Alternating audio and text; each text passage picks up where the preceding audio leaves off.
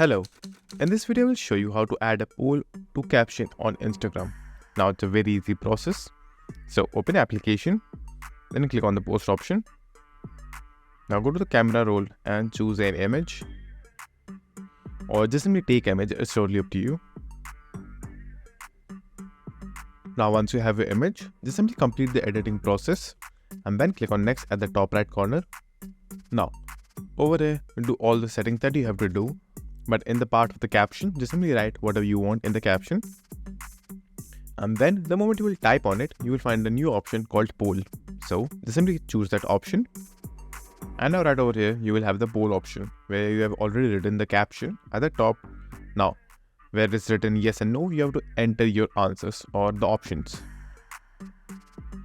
So after entering the option, it will look something like this.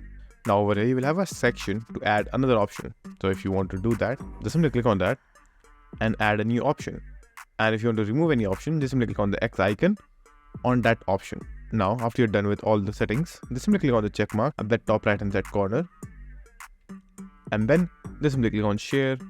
Now once your post is live, just simply go to the comment section of your post and see if the poll is working or not. And as you can see, it's working absolutely fine.